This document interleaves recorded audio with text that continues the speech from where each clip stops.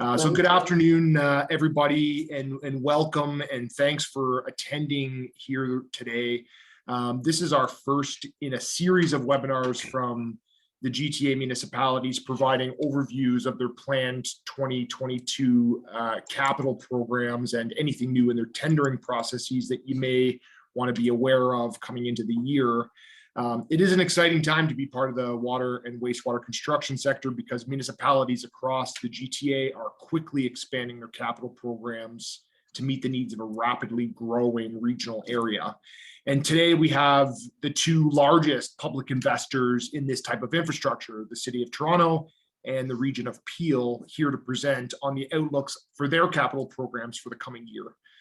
And the intention of these webinars is not only to highlight some of the important work going on in these municipalities over the coming year, but also it was supposed to be to put some names and faces to these programs who can provide context and a bit of color to what's work is going on in their respective municipalities. I suppose it will just be names though for today.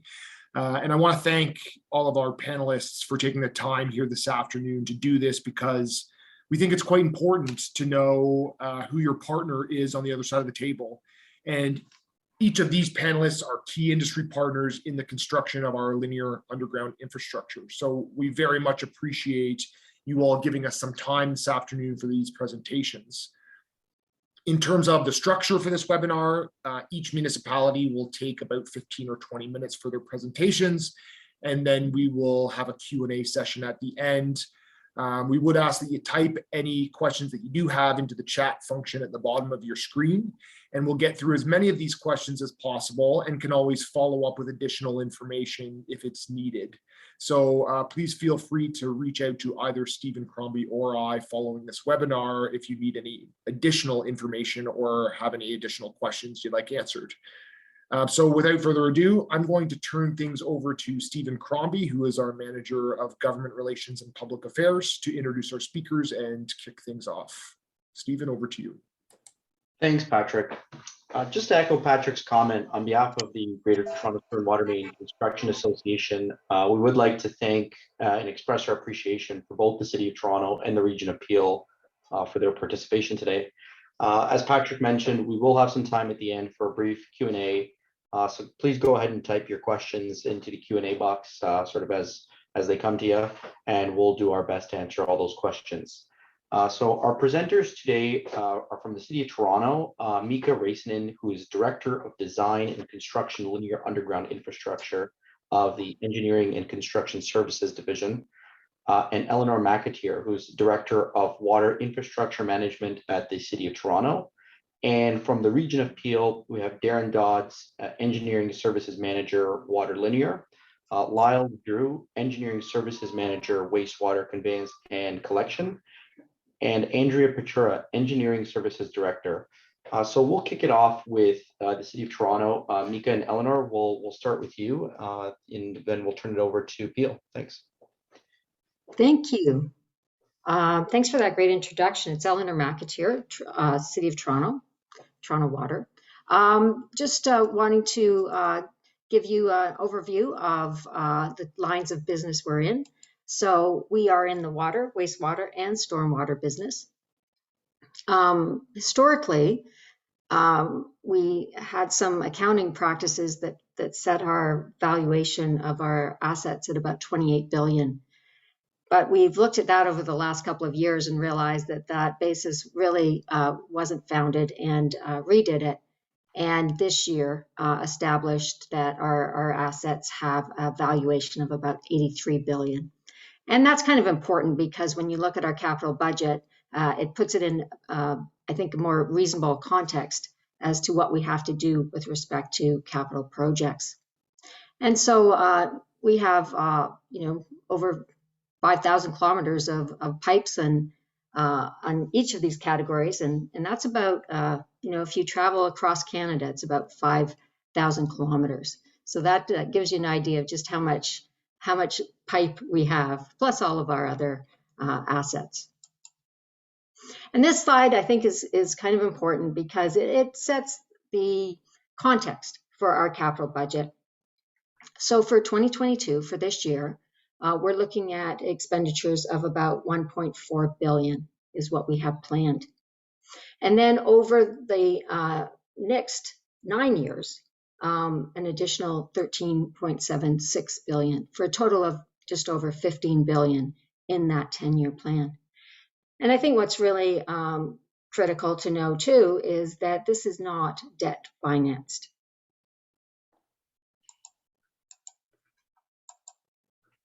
So where does the money come from? And we're in the water business, so it comes from the sale of water largely. And what we have baked into the numbers is a 3% rate increase for this year and subsequent years in that 10-year plan.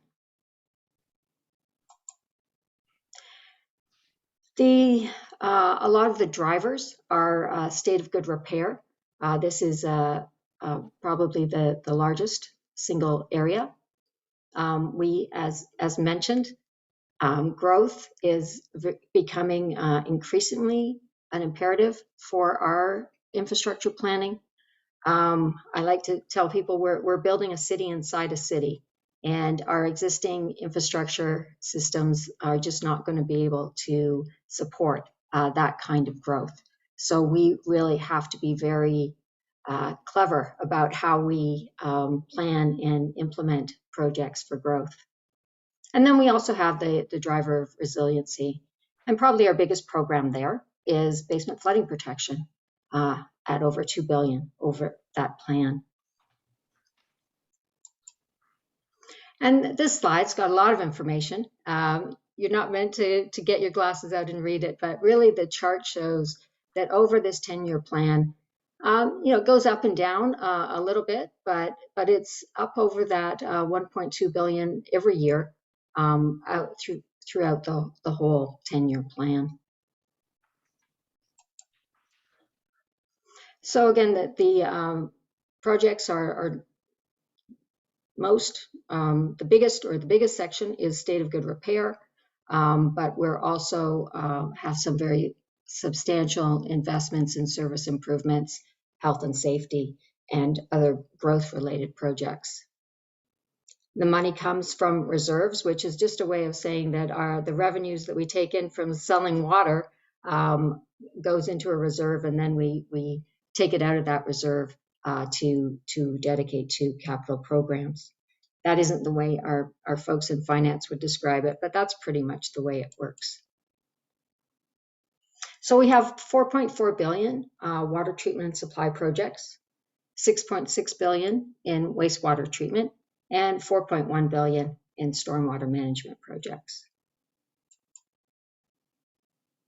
And just slicing and dicing those same figures just a little bit differently. When we're looking at plants and facilities, it's about 4.3 billion. Underground infrastructure, 5.7. Stormwater management, 1.8. Basement flooding, 2.3. And other network improvements, about 1. And this just gives that kind of graphically a bit of a different way. But you can see that the state of good repair is declining over the 10-year plan. We are addressing our backlog in state of good repair.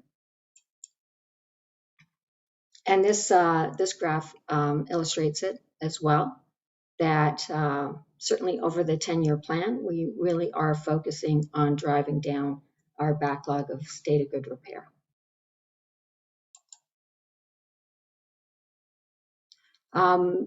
Here we have where the money comes from, and it basically comes from the City of Toronto. We are not getting at least we aren't counting on getting money in the capital plan that we have from the province, and a small amount from federal funding. We do have some very large projects that are not funded, but that are going into design with the idea that we will try to obtain that funding. But at this point, we don't have funding to do all of the projects that we would like to do.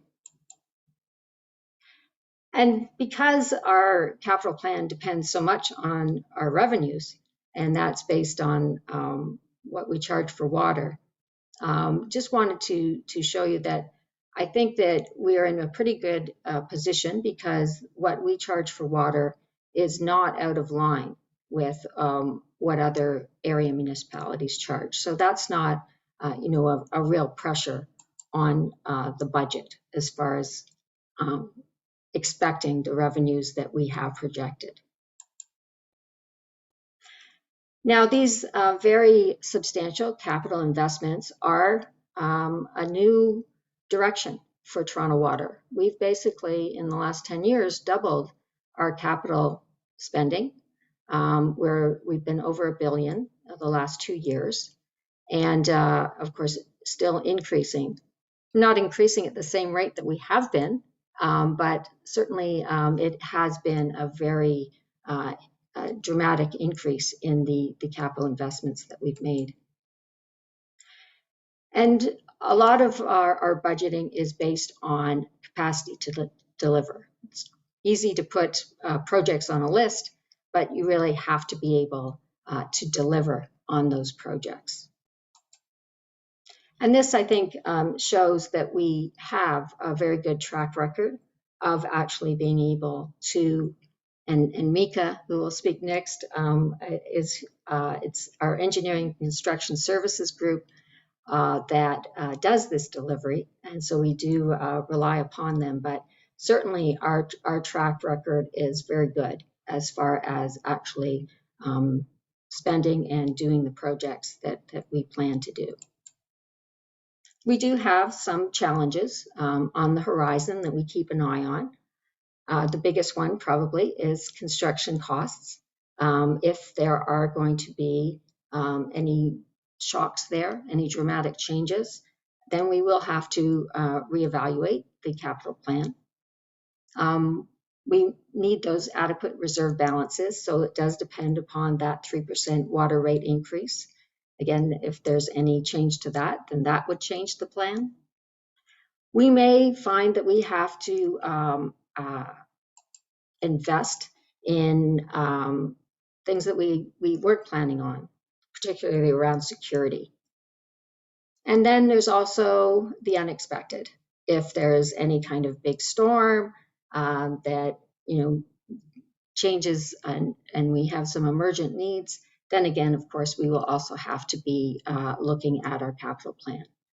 But we think that it's a very sound plan, and we fully expect to be able to achieve what that plan sets out. So I'm going to hand you off to Mika, who will tell you more about this year's plan and ECS's approach to delivery.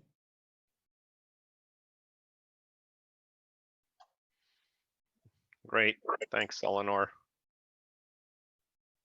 So I'll try and see if I can share my screen.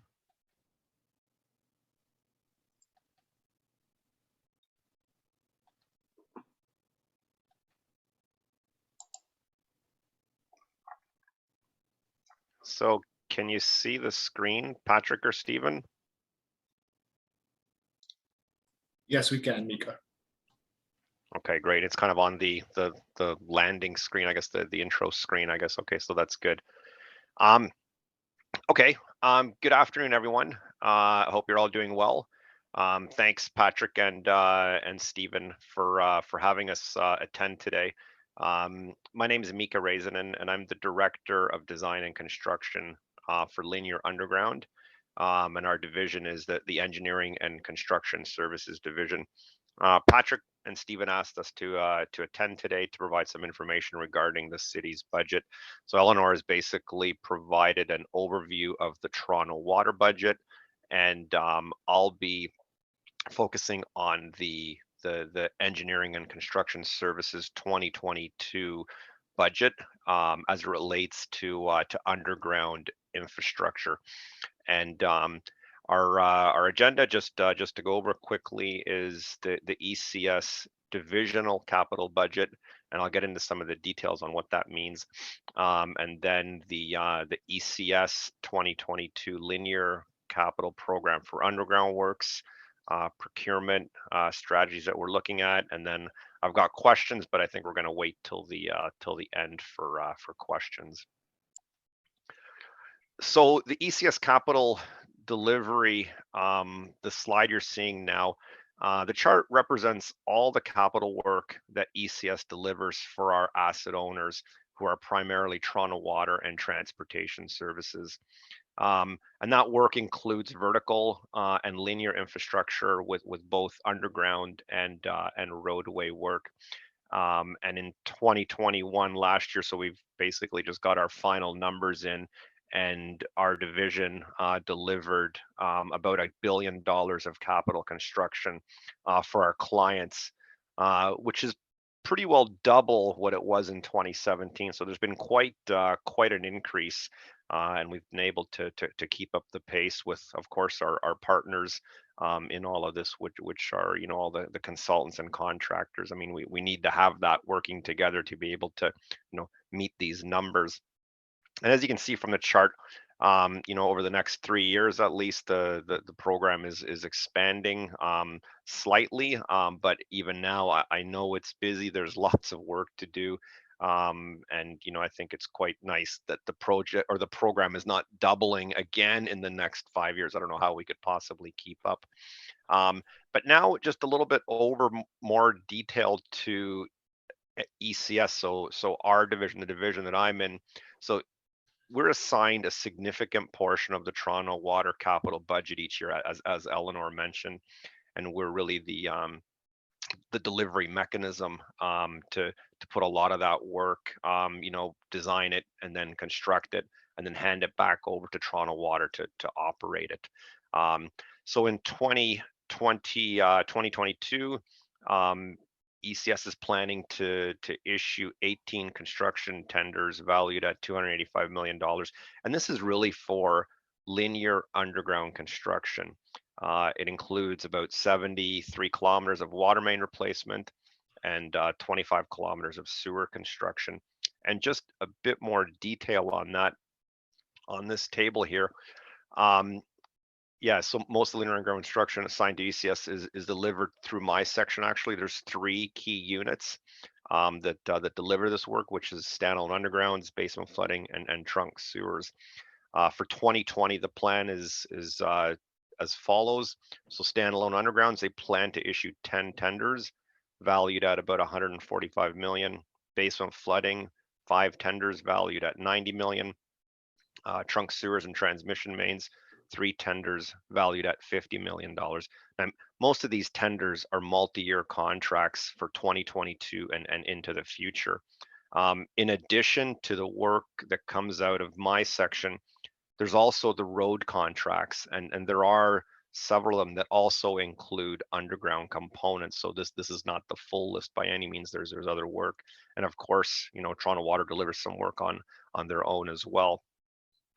There is a significant amount of, I'll call it, planned carryover work in 2022. So this work here is multi-year, but there's also other work that's been planned in the past, and it's it'll you know, flow through this year and next year as well.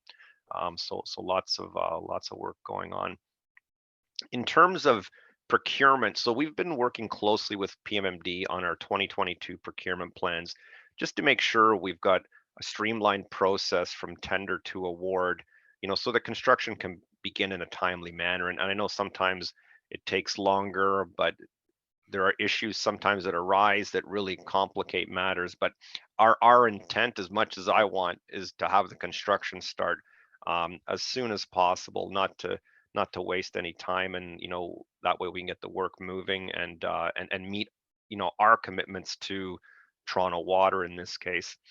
Some of the procurement tools that we've been using and we'll continue to use is, you know, the traditional request for tender, request for proposal, and negotiated request for proposal, and the pre-qualifications through supplier qualification. So we'll continuing using those. But I do also want to thank, you know, all of you that have provided feedback on the different procurement methods that we've used in the past. It is very helpful to hear, you know, what works and what doesn't work, and you know, we're making adjustments as we go through. So that's really brings me to the end of my presentation. I know I had questions here, but I think we'll just wait till the end. Thank you. Yeah, that's right, Mika. We'll, sorry, Patrick. Yeah, we'll wait to the end and we'll answer all the questions and sort of go back and forth. No, that was great, Mika. Thank you again. I think very informative, very helpful for the membership. So without further ado, we'll turn it over to the Region Appeal, and Darren, I'll turn it over to you and your team. Yeah, that's great. And Stephen, I'll just add, and Darren, thankfully for you, I believe I figured out how to turn these videos on, and I'm just going to click that right on that right now to see if this works. Why, thank you, Patrick. I appreciate that you get to see our face, because, you know, I showered today, I shaved, so I would love for people to have that opportunity. So, Stephen, will you be sharing, or do you want us to? Sure, Darren, if you want to share your screen, if there's any trouble, I can hop in though. All right. Let's just see how this goes. All right, please let me know once things are seen. Yep, we're all good. All right. Andrea, do you want to lead off?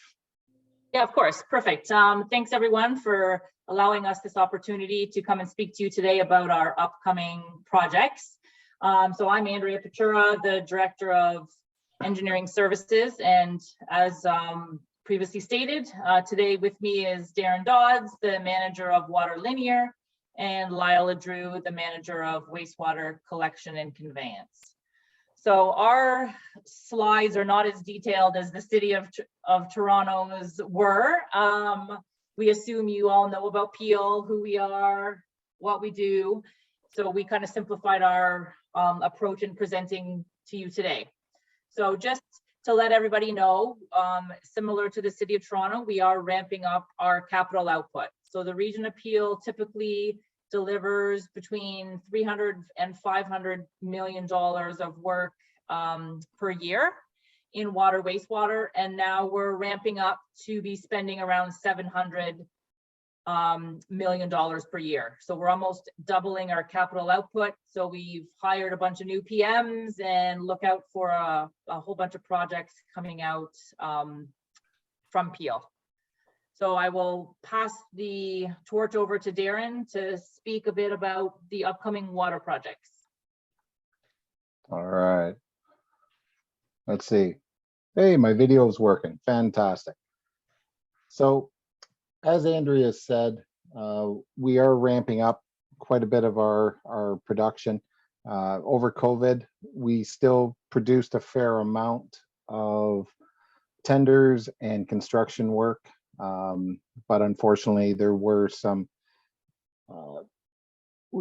we did have some hesitation on getting a lot of our work out. So there has been some deferred projects that we are definitely looking at bringing back to the forefront, probably in the next year or two. So just wanted to give a very high level overview. Between Lyle and myself, we've highlighted some of the major projects that will be coming down to or coming available for tender, from at least from the water side. Some of this are some of the membership may be aware of, because there's been some pre-qualifications out recently, or at least some conversations with the association as of late as well. So, you know, we are looking at some significant projects here, and some very good opportunities, some very challenging projects as well.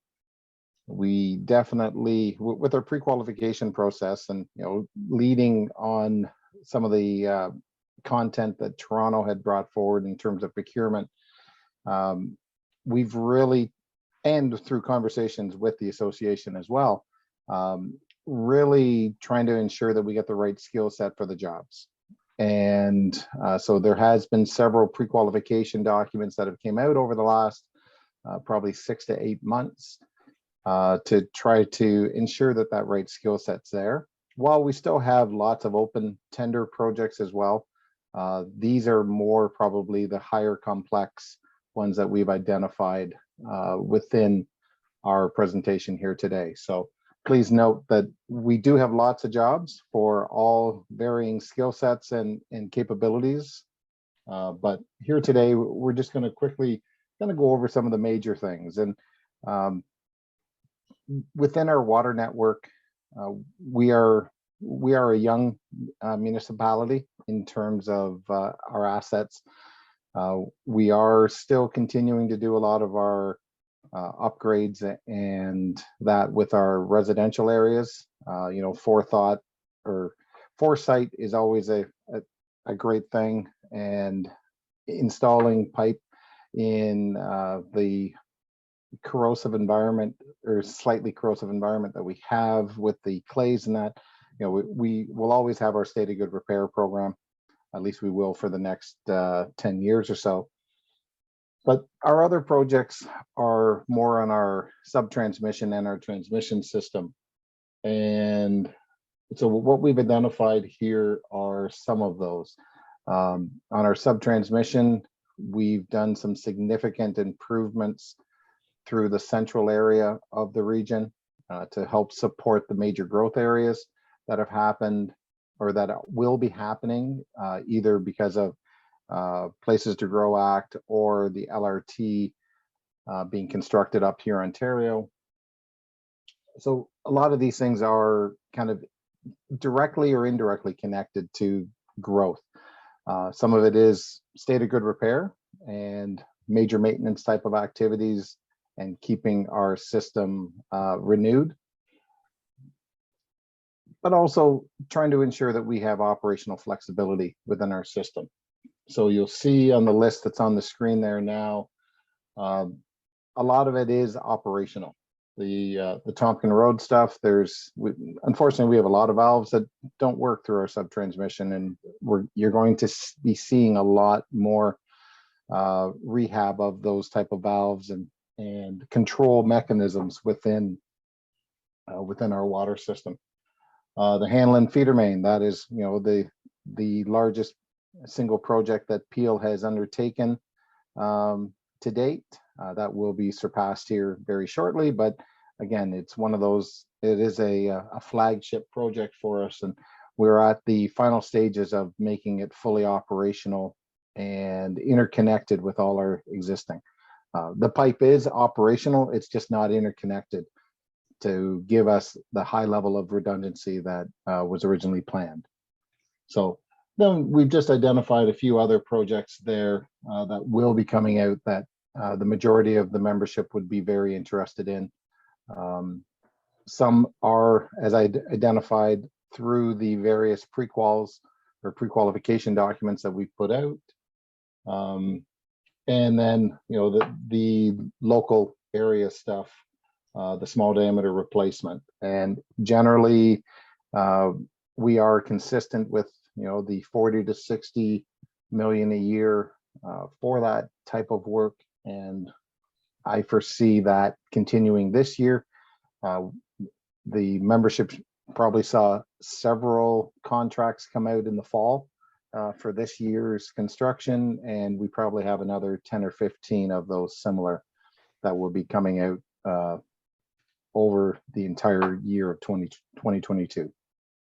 So that's kind of an overview of where our system's going on the water side. And Lyle, if you want to talk about the wastewater. Sure. Thank you. Just to build on Darren's comments there, we've got a lot of work on the wastewater side of our business coming out shortly. Some are big, like our first one here, our East-West Diversion Contract 2 will be tendered very shortly. That's a really big job. That's essentially moving wastewater from east to west, as the name entails, and building off of our currently under construction contract number 1. Also have a number of the more typical jobs that Regional Peel puts out, a few $1 million here and there, state of good repair type projects where, combination of open cut, microtunnel, smaller diameters, usually in residential neighborhoods.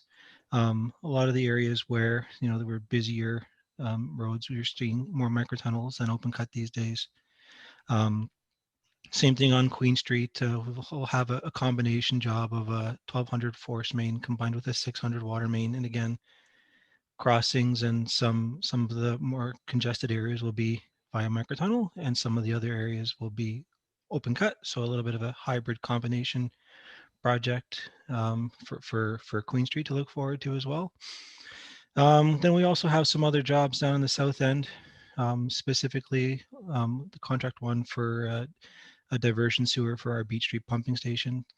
We'll eventually be diverting all the flow from the Beach Street pumping station to our Beechwood pumping station, which would require us to do a maker tunnel along Lakeshore Road, a busy area, if you're familiar with Peel, and also some residential works associated with that as well, to essentially tip the system to allow us to do what we're looking to do there. So it's a nice, interesting combination job of some tunneling, some open cut, and a lot of these jobs you'll see later on this year as we go forward.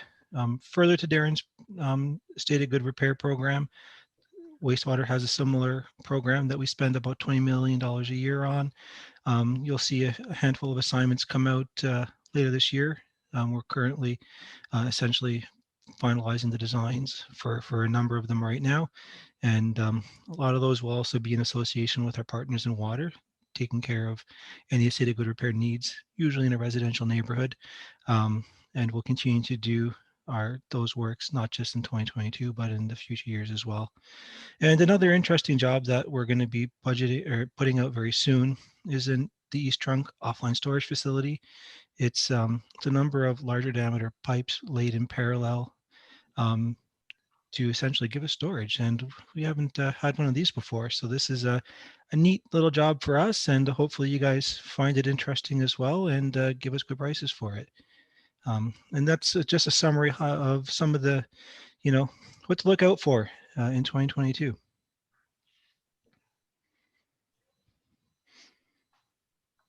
And I don't have the slide here, Darren. Sorry. I think you Yep. do.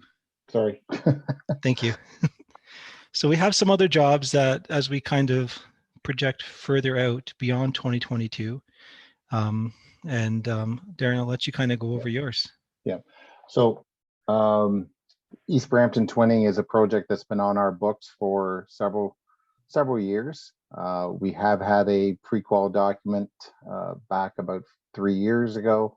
Unfortunately, it was one of the projects that we did defer when COVID hit. It was just one of those that was a low-hanging fruit to be able to defer for a bit. But we are looking at possibly advancing some of this. This one is generally mostly tunneling.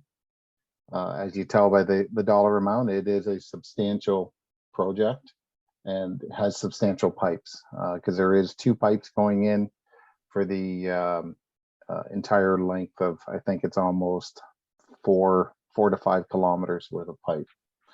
Williams Parkway subtransmission. This one was on the radar to be going to construction this year. Unfortunately, the city of Brampton had changed their design approach on Williams Parkway, and we are now going in a trenchless design. So that one is a bit delayed. Hopefully we're going to have something for 23, but it may not.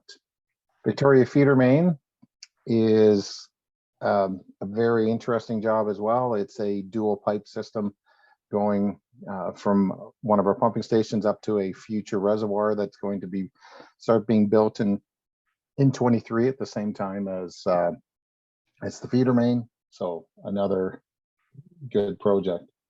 Lyle, Andrea, if you want to take the last 2. Yeah, no problem, Darren. So just jumping in on the Burnethorpe Sanitary Sewer, that's essentially building off of some of the works that have currently or recently been completed on Cothra and are currently being finalized on Cothra. So continuing the reach and additional phases of that work. So again, another larger tunnel job, essentially extending the reach and giving us additional capacity in the downtown Mississauga area. And then lots of nice stated good repair rehab jobs. And we have also not listed here lots of lining jobs, rehabilitation of manholes, structural rehabilitation of our larger trunk sewers.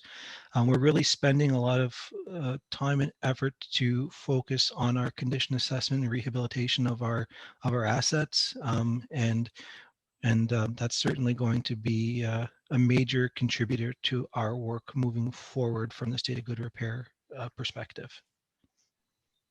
Yeah, further to what Lyle brought up, to be responsible with the money that our ratepayers are, contribute and the coffers that the region has, we're definitely looking at opportunities for rehab, not only just replacement. In some instances, replacement's the only option, but rehab is becoming a very prominent tool for us to renew our assets and get the full benefit or the full life out of the pipe as well. So it's something that is evolving, and we do have a condition assessment and rehab team that looks after all of our sub-transmission and transmission water, as well as all the trunk wastewater right now, that is really ramping up on what they're doing as well. The one project, the storage facility that Lyle mentioned on the last screen, was definitely one of those type of projects. So yeah, so I think that's about it. Andrea, did you have anything else to add to that? No, I think you got it covered. Okay. Our last sort of slide we had was just other things that we're working on at Peel, and similar to what Toronto had presented about their procurement strategies, and that it's definitely it's always a hot topic, and to create consistent documents from an owner helps both us as well as the industry as well. And when we go through some of these items here, you'll see that we're trying to create consistent documents, consistent implementation of the various regs that sometimes we don't have control over, or those that we have some indirect control over. For example, just how we pay items, and just the front end of documents, so that risk is balanced between the respective parties, or at least is clearly defined as to who's taken what risk and how it will be shared. And we're taking a pretty good look at all of our standard documentations, all our drawings, how we design, how we build a lot of our infrastructure, and that's being rolled out over the next couple of years.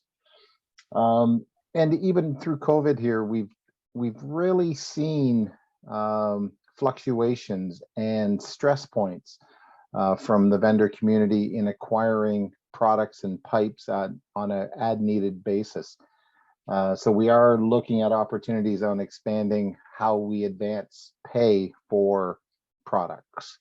And we welcome any future discussions regarding this topic as well. We've had those with Patrick and with other associations, and we want to continue that positive and progressive communication.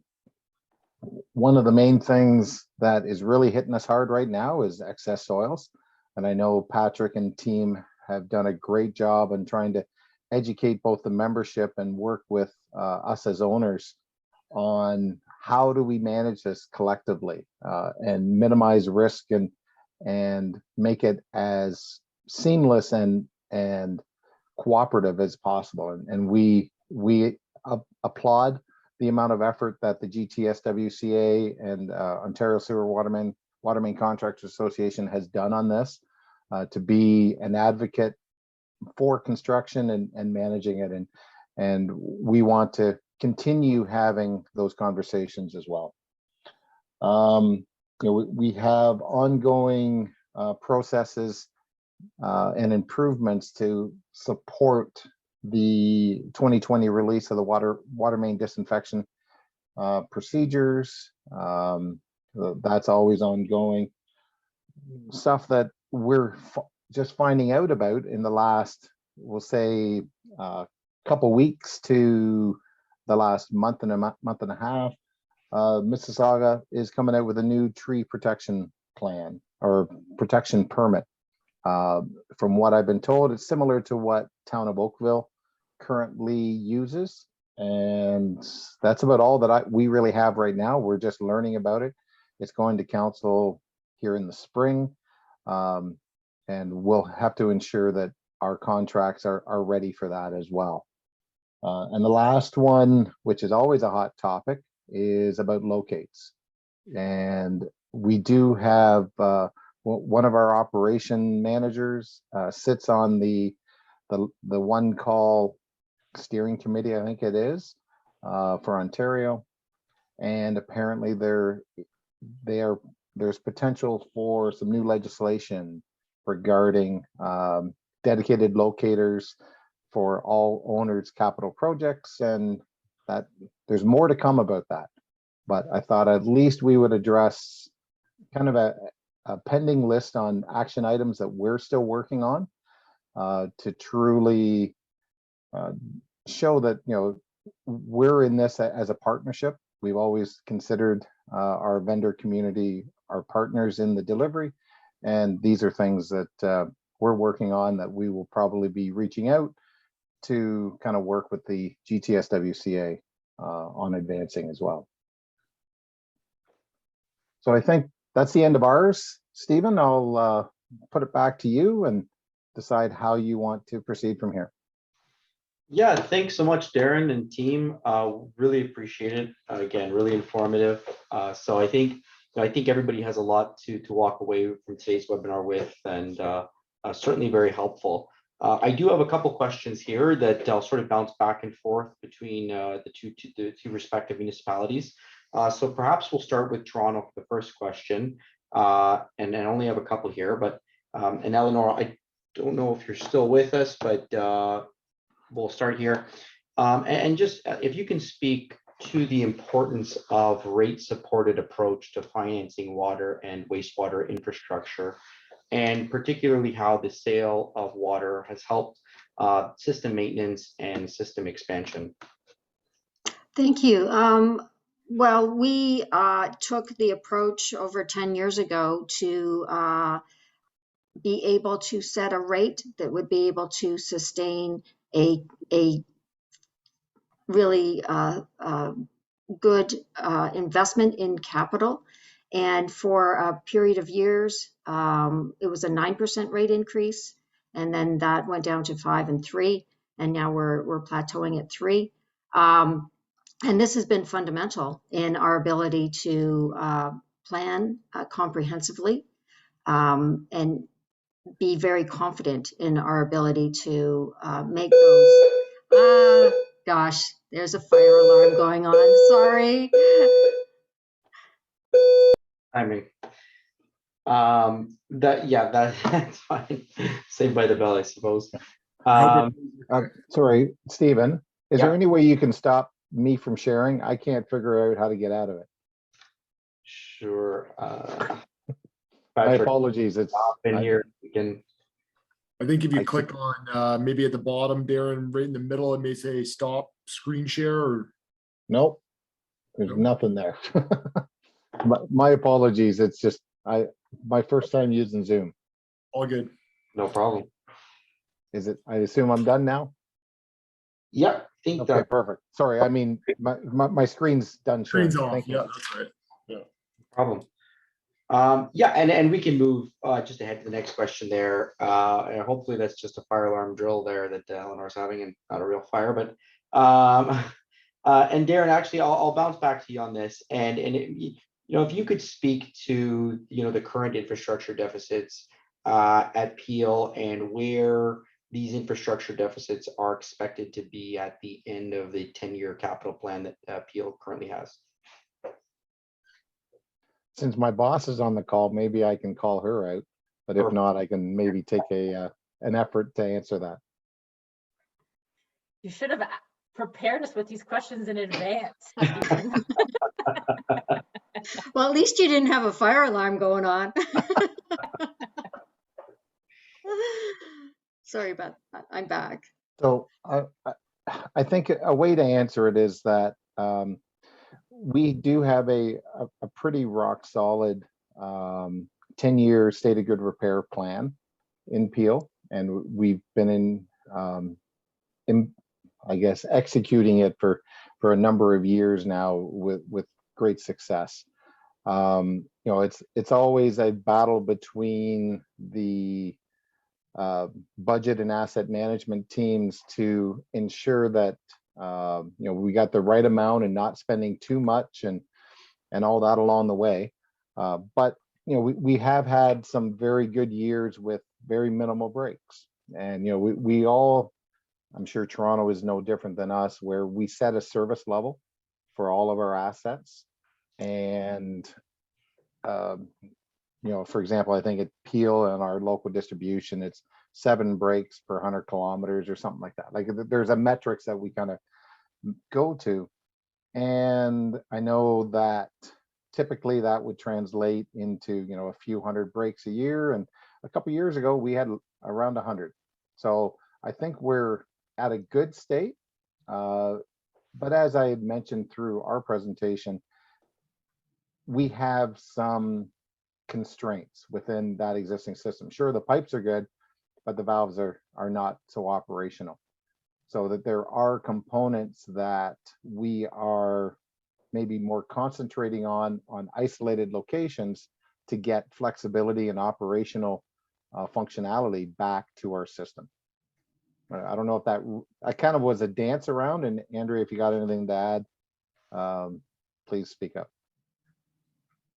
Yeah, no, just to quickly add to that too, we've, you know, created an asset management team that are focused on taking control of the assets, making sure everything is kept in a good state. We've also working on a long-term financial plan. So we are, you know, moving towards a steady set of capital spending and just making sure that all the assets that we have are kept and maintained in good shape. Perfect. Yeah, no, I think that's super helpful. And just the last question here before we wrap up, just in the interest of time. And Mika, don't mean to put you on the spot, but I'll throw the last question at you. Can you speak to the importance of stakeholder feedback and strong partnerships with industry to help municipalities achieve those infrastructure objectives over those capital plan projects? Yeah, no, absolutely. And if you kind of saw the motto at the bottom of my first slide was building a better Toronto together, right? It has to be a partnership. I mean, we can't just, you know, one party. It's a team effort really that does make it work. And that's why it is important to get the feedback on what's working and what's not. I know at the quarterly meetings that I have with you know, the Sewer and Water Main Association, or sorry, the bi-yearly meetings that we have, you know, it's a great time to hear about feedback and issues. You know, anything that's not working, and you know, I strive to make improvements certainly, and you know, I relay that information to my teams. You know, how can we improve this? Maybe something worked 10 years ago, but now times have changed, and you know, it needs to be a new approach. To me, it's highly important to keep everything moving along well, and you know, build good relationships. Absolutely. Perfect. Thanks, Mika. That's great. And I'll just turn it over to Patrick just to closing remarks here. Thanks. Yeah, thanks, Stephen. And again, thank you to all the presenters here today. We really do appreciate getting lay of the land heading into 2022, and hopefully something that we can continue going forward, although hopefully in future years we're able to do this in person. We really appreciate everybody's time today because I think this is very important for all the businesses online to begin their forecasting as we head into this year. And it's been, you know, an interesting year number 3 of COVID, and hopefully the final year. You know, we're really happy to see that the capital budgets and the forecasts remain, you know, nice and strong in spite of all of the added costs that we're seeing as a result of COVID. So Again, we very much appreciate the efforts that the region and the city are putting in, and keep that work coming.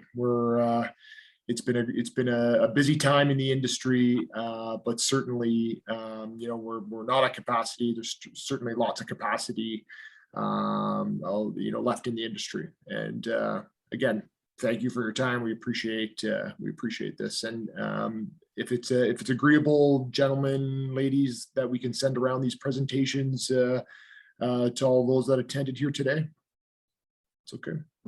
From Peel's perspective, no problem. And Patrick, as I had mentioned during the presentation, if there are any of those topics that we kind of put down as either procurement or opportunities for discussion, please reach out and we'll set up the appropriate discussions, whether it's just with yourself, board of directors, or membership. We can have those discussions offline. Thanks. And then just one thing I wanted to add, Patrick, too, it's good to hear that you think that we're not oversaturating the market. Because I know we're ramping up, we're looking to double our capital output. City of Toronto is doing the same, and I'm sure other municipalities in the area are doing the same. And our worry was we're going to be putting out too much work and there's not enough contractors to even do the work for us. So I'm glad to hear that. Fingers crossed that we're all good. That's good. Okay, well, thanks very much, everybody, and to all the attendees, thank you for attending today, and we'll pass along the information presented here today so that you'll all see it in your inboxes later in the day. Thanks very much. Thank you, everybody. Great. Thank you. Thank you. Thanks.